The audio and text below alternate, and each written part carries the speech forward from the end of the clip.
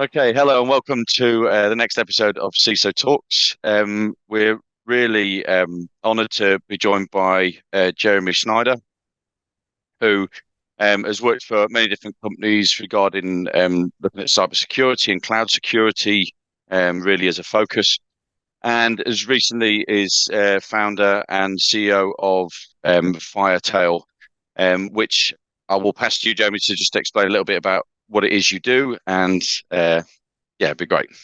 Thank you. Yeah, happy to be here, Karen, and thanks for that. So Firetail, we are an API security software vendor. We make software that helps people kind of track their API estates, meaning all the APIs that they have deployed, mostly across cloud environments, and then provides runtime protection as well. It's a little bit of a hybrid solution, but that's probably getting more into the technology side than we really need to. But it's interesting because the journey to API security really came out of years of work in the cloud security space and kind of observing the changes to customers' cloud architectures, let's say going back from 2016 through 2020, when we were really working very, very closely, kind of hands on with our customers implementing cloud security solutions. Okay. And like in terms of like really like thanks for being here and like really want to try and dig into your expertise with this. But has cloud security, do you feel has there been an accelerated like I suppose acceptability of it within that you've seen, or has it been like reasonably steady and then the pandemic changed it? What's been, do you feel like the major changes that have happened? Yeah. There's kind of two changes that I look at. One is the technology change, but two is kind of, let's say, the market change on it. So when I started working on cloud security in let's call it 2016, when I joined a little company called Divi Cloud, we were very much selling to the earliest adopters of cloud platforms. And there were really kind of two categories of customers. There were like the digital natives born in the cloud.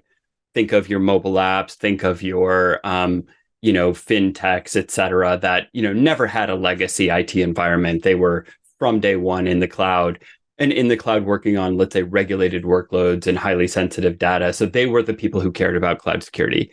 The other people who cared were the really early movers on the enterprise side who had enough of an investment in cloud and enough critical data in cloud that they were willing to make an additional investment on top of that. And we didn't see a lot of that in 2016, to be honest. We kind of at one point we sat down and we estimated the number of accounts that there were in the world that kind of fit that latter criteria of the early mover, cloud adopter, enterprise, so and so. And we really came to the conclusion that there was probably about 1,000 accounts in the world at that point in time in 2016 that were spending enough on cloud that they would then spend an additional amount on, let's say, security software on top of that. And so to your point, Kieran, what I've seen over the last, let's say, 7-ish years from that point, there's kind of two phases that I look at. One is kind of the 2016 to 2020 phase. And you ever seen the bell curve that describes kind of like technology adoption? And you've got like the early adopters out to the far right, and then you've got the early majority and the mainstream and so on. What I would say from like 2016 to 2020 is we just saw like the move kind of gradually, like from the early adopter into early majority. And then what happened was the pandemic and, just mad rush of like, let's enable work from home, let's enable work from anywhere, let's throw everything into the cloud. And, like 2020 quarters 1 and 2 were like super uncertain. How are we all going to get through this, et cetera? And then Q3, Q4, people were like, oh, okay, we're not all is doom and gloom. We're going to be able to keep living our lives and there is still business to be done and so on. And then it just started this massive ramp up that really pulled it from like early majority, where it had reached kind of gradually over those preceding 4 years, into mainstream. And so where we are today in 2023 is cloud security is very much a mainstream thing. I was just at RSA, as I know you were as well.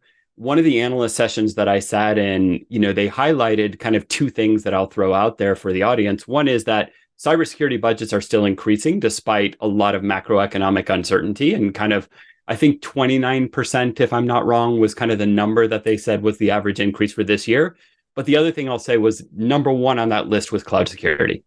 That is the number one requirement for, the companies surveyed, which tend to be a little bit larger. So let's say upper mid-market and enterprise. And that's kind of the state of the market side of cloud security.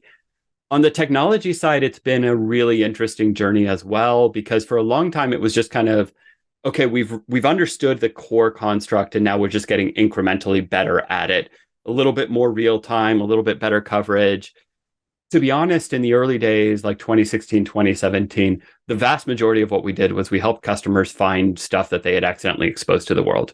It's the classic, you left this S3 bucket open to the world. You've got this Amazon Elasticsearch database instance open to the world with default admin credentials or whatever. And people know, they know that Elasticsearch is a common thing. They know what ports they can connect to it. They know what the default admin username password combos are. And so they just try. So this is kind of like, call it like the accidental data exposure problem for the most part.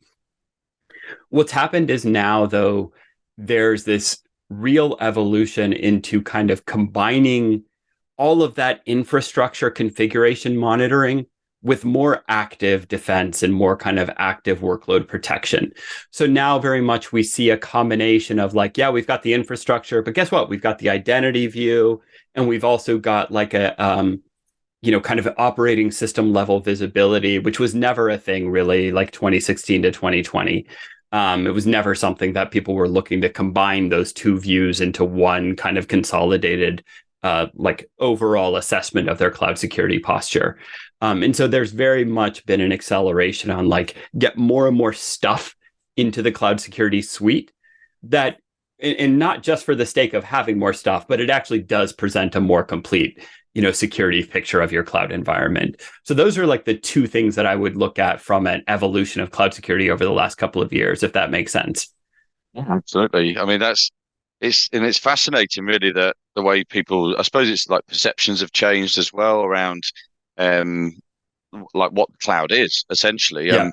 The like do you feel that people have evolved as quickly as the technology has, or do you think it, or do you, I mean, I suppose that's one question in its own really is, Yeah. do you think people are constantly catching up with the technology as opposed to it's almost like they engage it, they allow it to run, and then they start thinking about the security behind it, as opposed to Yeah. the other way around is what the way we'd want to do it. But do you see that as that are we constantly in catch up with the Yeah. technology that's out there? I would say up to today, we very much are in catch up mode from the security side, right? And it's a pattern that you see time and again, which is, developers get a set of requirements. Business needs this. It needs these features, this application, whatever, right? And then typically there's a lot of kind of prioritization from the business side, like enable the developers to deliver this thing because the business requires it, right?